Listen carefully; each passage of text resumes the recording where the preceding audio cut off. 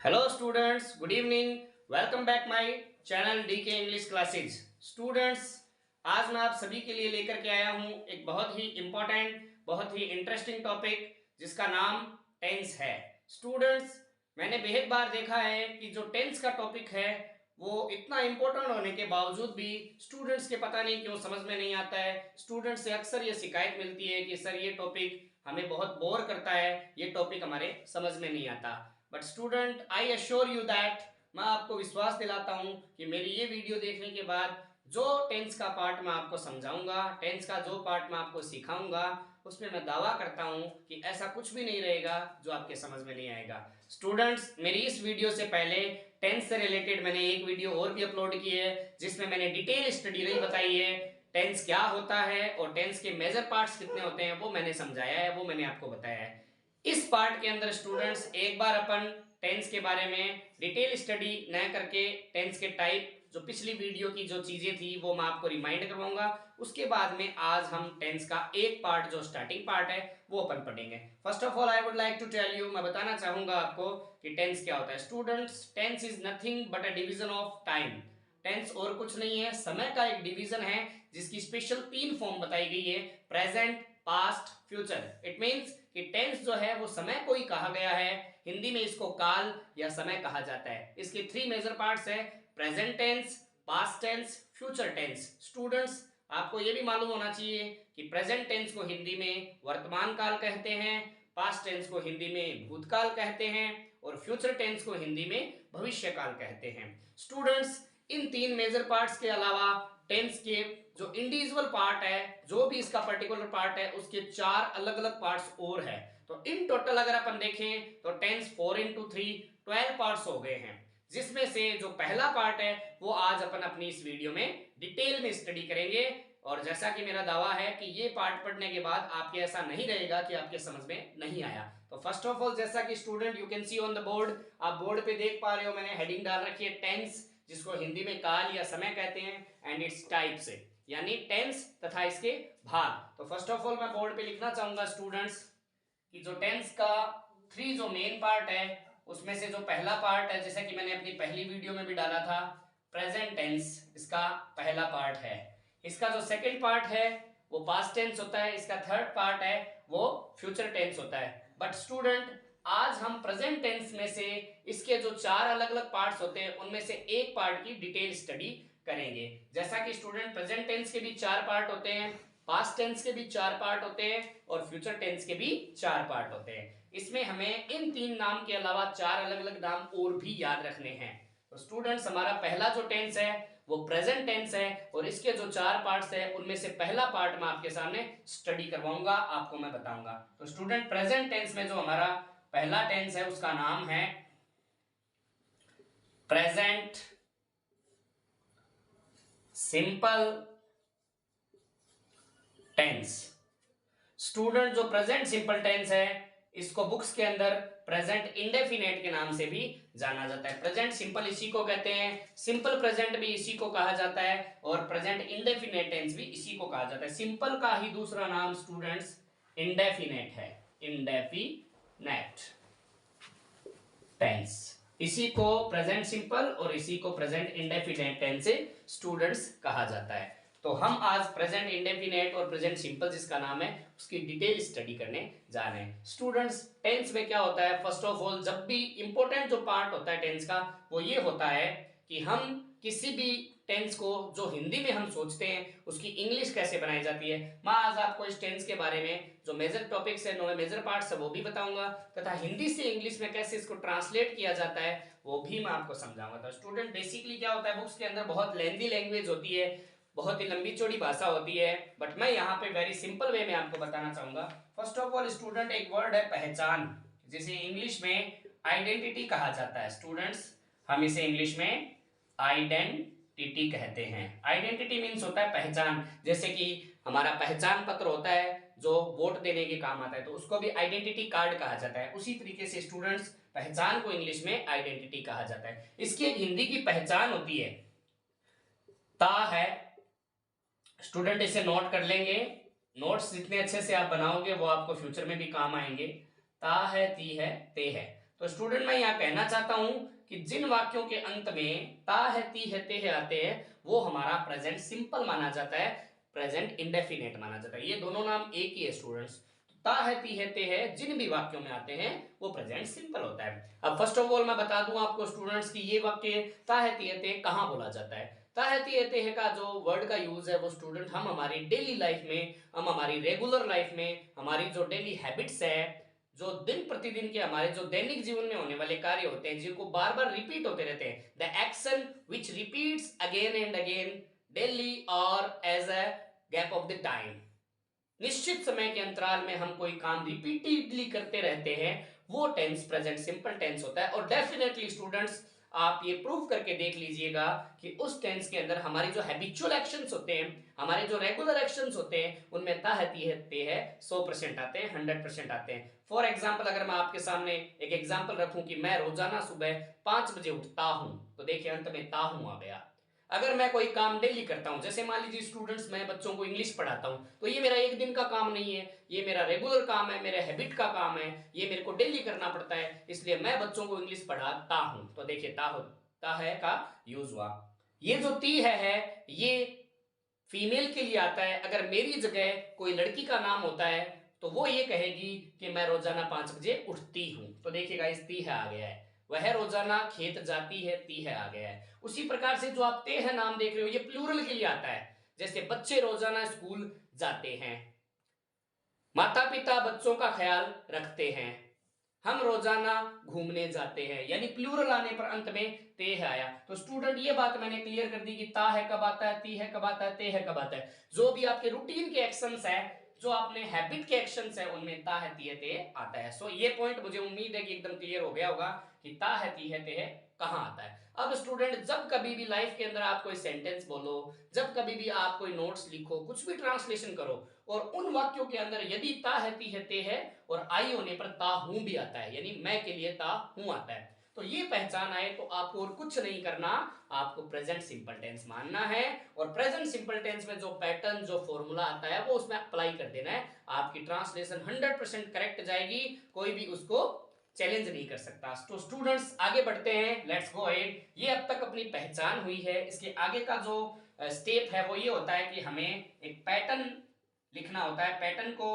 Pattern और formula एक ही बात है, इसे हिंदी में आप सूत्र कह सकते हैं। सूत्र यानी जिस सूत्र पे मैथ्स की तरह एक सूत्र होता है जिसके आधार पर अपने को कोई सेंटेंस स्ट्रक्चर करना होता है, सेंटेंस को बनाना होता है। तो इसका जो पैटर्न होता है स्टूडेंट्स ध्यान में रखेंगे। सबसे पहले फर्स्ट ऑफ ऑल मैंने लिखा subject plus first form of the verb, यानी वर्ब की फर्स्ट फॉर्म प्लस एस और ईएस प्लस ऑब्जेक्ट।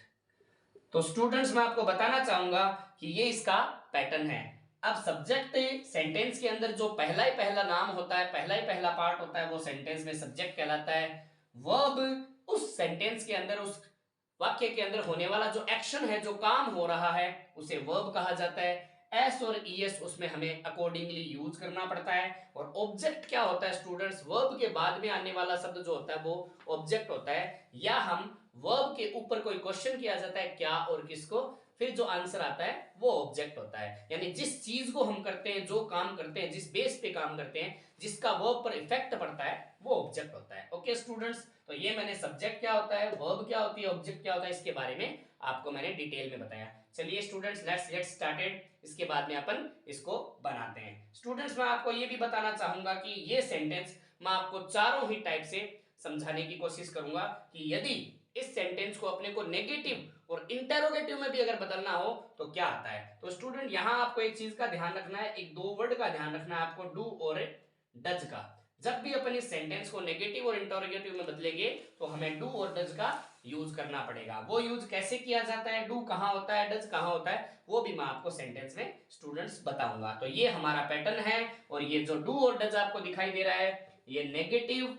और इंटेरोगेटिव के अंदर किया जाता है। ये मैंने नाम लिख दिया नेगेटिव और यहां मैं साथ में लिख देता हूं इंटेरोगेटिव। स्टूडेंट इतना तो आपको आता ही होगा कि नेगेटिव नकारात्मक सेंटेंस को कहते हैं जिसमें नोट आता है, और इंटेरोगेटिव का मीन्स होता है कि उस वाक्य के अंदर, उस सेंटेंस के अंदर क्वेश्चन पूछा जाता है, तो वो होता है हमारा इंटेरोगेटिव। ओके स्टूडेंट्स, तो हम आगे बढ़ते हैं, सेंटेंस की ओर चलते हैं। मैं आपको एग्जांपल देता हूं, प्रैक्टिस करते हैं अपन। देखिए स्टूडेंट्स, ये मैंने एग्जाम्पल लिख दिया है और हम फर्स्ट ऑफ ऑल एग्जाम्पल लेते हैं। यहाँ आप पैटर्न के अंदर एक चीज देख पा रहे हो, एस और ई एस। ये दोनों जो वर्ड है वो तब यूज किए जाते हैं जब हमारा सब्जेक्ट है वो सिंगुलर होता है। तो गाइस देखिए फर्स्ट एग्जाम्पल हमारा हमारा जो पहला एग्जाम्पल है, मैं यहाँ पे किसी का नाम ले लेता हूँ। देखिए स्टूडेंट, जैसे कि मैंने एक लड़के का नाम ले लिया राजीव, और मैं यहां लिखता हूं कि राजीव रोजाना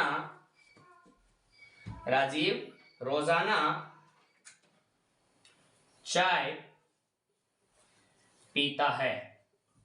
राजीव रोजाना चाय पीता है। स्टूडेंट्स, जैसा कि मैंने एक सेंटेंस लिख दिया है कि राजीव रोजाना चाय पीता है। यहां देखिए स्टूडेंट, वाक्य के अंत के अंदर ता है का यूज हो चुका है, क्योंकि ये लड़का है इसलिए ता है आया। अगर राजीव की जगह रजनी या कोई और लड़की का नाम होता तो चाय पीती है आ जाता, और अगर इन दोनों की जगह कोई प्लूरल आ जाता, जैसे हम, वे या बच्चे, तो बच्चे रोजाना चाय पीते हैं, हम रोजाना चाय पीते हैं। तो स्टूडेंट, आपने देखा कि किस तरीके से रोजाना होने वाला, डेली होने वाला जो काम होता है उसमें ता है, ती है, ते आ जाता है। तो जब कभी भी आप वाक्य के अंत में ता है, ती है, ते है देखो, तो आप मानना कि वो प्रेजेंट सिंपल टेंस है, प्रेजेंट इंडेफिनिट टेंस है। इसे सिंपल प्रेजेंट के नाम से भी जाना जाता है। तो स्टूडेंट देखिए, अब अपने को क्या करना है, इस सेंटेंस को पैटर्न में सेट करना है। पैटर्न में फर्स्ट ऑफ ऑल आपको देखिए सब्जेक्ट दिखाई दे रहा है। मैंने जैसा कि पहले भी बताया था, हमारा पहला जो वर्ड होता है, जो डूअर होता है, उसे सब्जेक्ट कहा जाता है। तो स्टूडेंट्स देखिए, इस वाक्य के अंदर अगर आपसे कोई पूछे कि सब्जेक्ट क्या है, तो आप क्या कहेंगे कि सब्जेक्ट इस वाक्य के अंदर हमारा राजीव है। तो देखिए, Rajiv is a name of a person. Rajiv एक व्यक्ति का नाम है, जो मैंने लिख दिया है राजीव। इसके बाद में मोस्टली स्टूडेंट एक मिस्टेक करते हैं कि कोई भी नाम लिखते हैं उसके बाद में इज एम आर लगा देते हैं वो। तो हमें ऐसा नहीं करना। We have to just follow the pattern and then you will never make any mistake. अगर आपने पैटर्न को फॉलो किया तो आप लाइफ में कभी मिस्टेक नहीं करेंगे। तो स्टूडेंट देखिए, ये वर्ब की फर्स्ट फॉर्म है सब्जेक्ट के तुरंत बाद में। तो इसमें अपने को पता लगाना है कि सर आपने सब्जेक्ट तो बता दिया, अब वर्ब क्या होती है। तो आप बताइए, इसमें वर्ब रोजाना है, चाय है और पीना, यहाँ इतना है। इसमें एक्शन क्या हो रहा है, काम क्या हो रहा है। यहाँ पे काम स्टूडेंट पीने का हो रहा है। जो भी एक्शन होता है, हम मूवमेंट करते हैं, फिजिकली मूवमेंट करते हैं, वो एक्शन होता है। देखिए, चाय कोई एक्शन नहीं होती है, चाय एक चीज होती है, एक नाउन है। रोजाना एक एडवर्ब है, यहां भी कोई काम नहीं हो रहा है, काम हो रहा है पीने का। तो इसलिए यहाँ पे वर्ब क्या होगी, पीना। पीने को स्टूडेंट सभी जानते होंगे ड्रिंक कहा जाता है। आप यहाँ टेक का यूज भी कर सकते हैं। बेसिकली मैंने अर्थ के हिसाब से मैं ड्रिंक का यूज कर लेता हूँ। तो DRIN के ड्रिंक हो गया। तो सब्जेक्ट आ गया, ड्रिंक हो गया, वर्ब की फर्स्ट फॉर्म हमने ड्रिंक लगा दिया। ओके स्टूडेंट्स, तो अब हम यहां तक आ गए हैं, सब्जेक्ट लगा दिया, वर्ब की फर्स्ट फॉर्म ड्रिंक लगा दी। अब हमें क्या करना है स्टूडेंट, आपको आगे दिखाई दे रहा है एस और ईएस। इन दोनों का ही यूज स्टूडेंट्स तब किया जाता है, गौर से सुनिएगा, इन दोनों का यूज ही तब किया जाता है when our subject is singular noun. जब हमारा सब्जेक्ट होता है वो एक वचन होता है। अब एक वचन और बहुवचन क्या होते हैं, जो चीज एक होती है वो एक वचन है, जो एक से ज्यादा होती है वो बहुवचन होती है। तो देखिए, राजीव एक लड़के का नाम है, तो ये बहुवचन तो नहीं हो सकता, इसलिए एक वचन है, इसलिए हम क्या लगा देते हैं, एस लगा देते हैं। अब अगर आपके दिमाग में क्वेश्चन आ रहा हो कि सर एस आता आ गया एक वचन के साथ, तो फिर ईएस कहां आता है, क्या वो बहुवचन के साथ आएगा, बिल्कुल नहीं, वो बहुवचन के साथ नहीं आता स्टूडेंट। वो भी आपका सब्जेक्ट एक वचन होने पर ही आएगा, बट उसकी कुछ अलग कंडीशंस हैं, कुछ ऐसी फिक्स वर्ब्स है, कुछ ऐसी फिक्स यहाँ पे लेटर होते हैं जिनके एंड होने पर हम ईएस का यूज करते हैं। वो मैं अपने नेक्स्ट एग्जांपल में आपको बताऊंगा। आप एक बात मान के चलिए कि हमें एस और ईएस दोनों ही तब यूज करने हैं जब हमारा सब्जेक्ट सिंगुलर होता है। ओके, तो देखिए सब्जेक्ट राजीव आ गया, वर्ब हमने ड्रिंक लगा दी, एस हमने लगा लिया है। ओके, हमने यहां तक का काम पूरा कर लिया है। अब स्टूडेंट ऑब्जेक्ट लगाना है। अपने को हिंदी को फॉलो नहीं करना है, we don't have to follow Hindi, अपने को फॉलो करना है इंग्लिश को, कि पैटर्न को फॉलो करना है। अब ऑब्जेक्ट है, जैसा कि मैंने आपको बताया था कि ऑब्जेक्ट क्या होता है, या तो आप वर्ब के ऊपर क्या का क्वेश्चन कर लीजिए, जैसे राजीव ड्रिंक्स, राजीव पीता है, क्या पीता है, तो सीधा आंसर आएगा कि चाय पीता है। एक तो ये तरीका होता है ऑब्जेक्ट फाइंड आउट करने का। दूसरा तरीका ये होता है कि वर्ब के ऊपर जिसका इफेक्ट पड़ता है। अब ये बात तो समझ में कम आती है कि वर्ब के ऊपर इफेक्ट किसका पड़ता है, कोई सोचेगा रोजाना का पड़ता है, कोई सोचेगा चाय का पड़ता है। तो ये जो पैटर्न है कि वर्ब के ऊपर आप क्या का क्वेश्चन कर लो तो आपका ऑब्जेक्ट डायरेक्टली आ जाएगा। तो राजीव ड्रिंक्स, राजीव पीता है, क्या पीता है, चाय पीता है। तो स्टूडेंट्स ये क्या हो गया, आपका ऑब्जेक्ट हो गया। चाय को इंग्लिश में टी कहा जाता है, सभी को मालूम है। राजीव ड्रिंक्स टी, राजीव चाय पीता है, हमने ऑब्जेक्ट लिख लिया। ये जो वर्ड स्टूडेंट्स आप एक्स्ट्रा देख पा रहे हो, ये पैटर्न में हो ये कोई जरूरी नहीं है, ये अदर वर्ड है, इसे अदर वर्ड भी बोलते हैं, और ग्रामेटिकली ये एडवर्ब का काम करता है, इसलिए रोजाना को इंग्लिश में डेली कहा जाता है। तो स्टूडेंट्स ये आपने देखा कि प्रेजेंट सिंपल टेंस के अंदर मैंने आपको सेंटेंस कैसे बनता है ये मैंने आपको अच्छे से बता दिया। बट स्टूडेंट्स इतनी ही बात काफी नहीं है, ये जो है वो अफर्मेटिव कहलाता है, यानी सकारात्मक वाक्य कहलाता है, अफर्मेटिव। अब हमें अफर्मेटिव के अलावा मैंने आपसे कहा था कि एक वाक्य को 4 पार्ट्स में ट्रांसफॉर्म कर सकते हैं, 4 पार्ट में अपन चेंज कर सकते हैं। पहला अफर्मेटिव होता है, दूसरा नेगेटिव होता है, तीसरा इंटेरोगेटिव होता है, और चौथा इंटेरोगेटिव नेगेटिव होता है। इसी एक वाक्य के स्टूडेंट 4 पार्ट बन सकते हैं। तो जैसा कि मैंने आपको बताया कि नेगेटिव इंटेरोगेटिव करने के लिए आपको डू डज हेल्पिंग वर्ब इसमें यूज करनी पड़ेगी।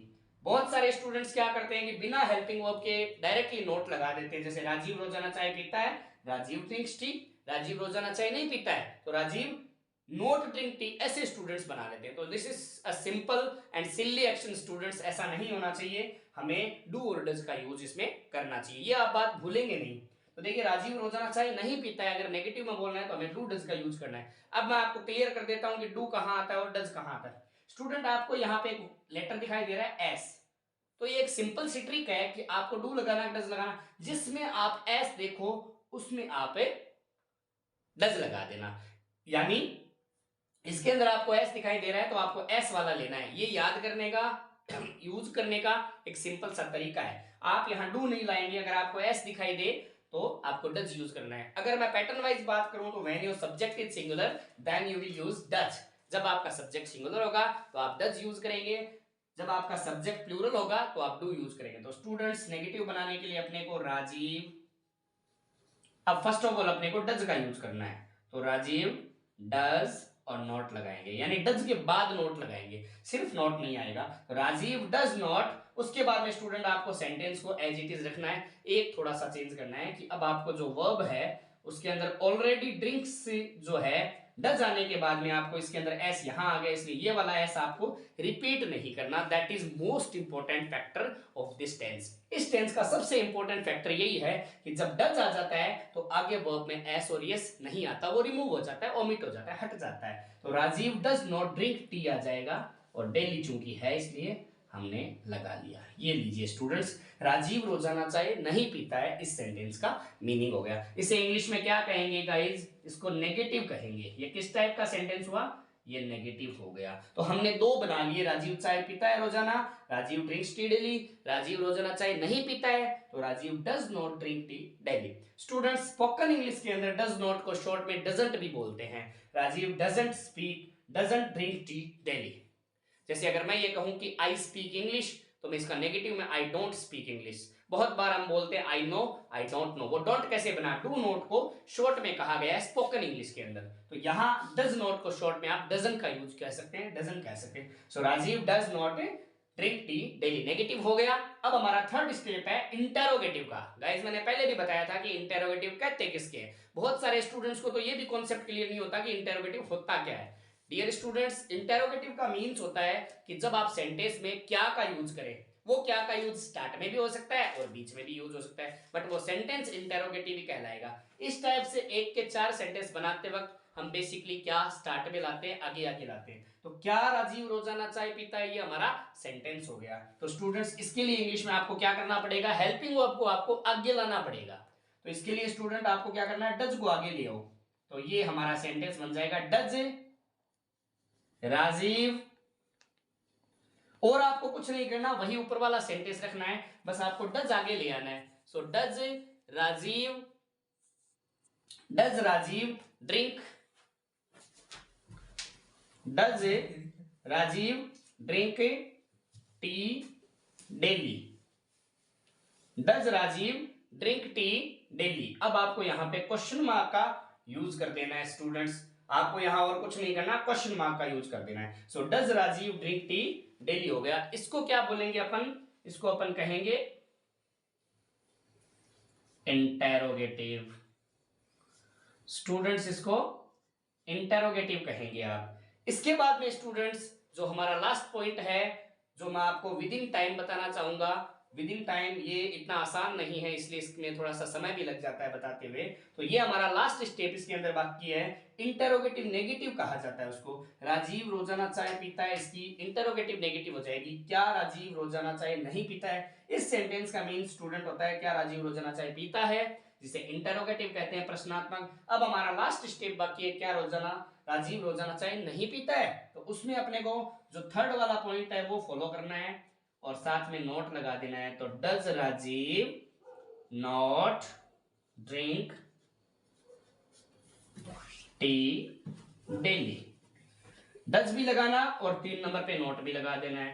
तो does Rajiv not drink tea daily. ये लीजिए स्टूडेंट्स, यहां भी आपको क्वेश्चन मार्क का यूज करना है, क्योंकि यहां भी आप हेल्पिंग वर्ब आगे ला रहे हैं। यहां भी आप क्या का यूज कर रहे हैं, क्या राजीव रोजाना चाय नहीं पीता है, इसलिए इसको स्टूडेंट्स क्या कहेंगे, इंटेरोगेटिव नेगेटिव कहेंगे। मैंने शॉर्ट में लिख दिया इंटेरोगेटिव नेगेटिव, INT यानी इंटेरोगेटिव, NEG मींस नेगेटिव। तो स्टूडेंट्स ये आपने देखा कि किस तरीके से मैंने एक सेंटेंस के 4 सेंटेंस बना दिए और प्रेजेंट सिंपल टेंस का यूज कर लिया। एक बार मैं आपके रिपीटिशन के लिए दोहरा देता हूं कि राजीव चाय रोजाना चाय पीता है, Rajiv drinks tea daily. Rajiv रोजाना चाय नहीं पीता है तो हमें डज का यूज करना है, Rajiv does not drink tea daily. क्या राजीव रोजाना चाय नहीं पीता है तो डज, क्या राजीव रोजाना चाय पीता है, does Rajiv drink tea daily. और क्या राजीव रोजाना चाय नहीं पीता है, does Rajiv not drink tea daily. यानी यहां हमने डज भी लगाया, नॉट भी लगाया। अब स्टूडेंट्स ये हमारा पॉइंट पूरा हो गया है। अगले वीडियो में मैं आपके लिए प्लूरल का भी लेकर के आऊंगा। बस उससे पहले मैं क्लियर कर दूं कि जब अपना सब्जेक्ट प्लूरल होता है तो इसके अकॉर्डिंग न तो एस आता है न ईएस आता है, यानी यहां पे एस नहीं आएगा। अगर यहां एस नहीं आएगा तो यहां डज भी नहीं आएगा, फिर डू आएगा अगर यहां हमारा सब्जेक्ट प्लूरल होता है तो। जो कि इस वीडियो में मैं आपको नहीं बताऊंगा, अपनी आने वाली जो नेक्स्ट वीडियो होगी वो मैं इसी टेंस पर आपको प्लूरल में समझाऊंगा। उम्मीद है सिंगुलर के अंदर आपको ये बहुत अच्छे से समझ में आया होगा। अब आप इस टेंस की मदद से बहुत सारे सिंगुलर का एग्जाम्पल लेकर के और भी बहुत सारे वाक्य बना सकते हैं। मुझे उम्मीद है आपके अच्छे से समझ में आया होगा। कृपया करके अगर आपके अच्छे से समझ में आया है तो इसको आप अपने जहन में उतारिएगा, इससे बहुत सारे सेंटेंस बनाइएगा। और अगर आपको वीडियो अच्छी लगी हो तो इसे लाइक और शेयर कर दीजिएगा। और अब तक यदि आपने मेरे चैनल को सब्सक्राइब नहीं किया है तो प्लीज इसको सब्सक्राइब भी कर दीजिएगा। आने वाली मेरी नई वीडियो में मैं आपके लिए और भी नई नई वीडियोस बहुत अच्छे अच्छे जो एलिमेंट है मैं इसके लिए आपके लिए लेकर के आऊंगा। उम्मीद है आपको वीडियो अच्छी लगी होगी। Thank you very much.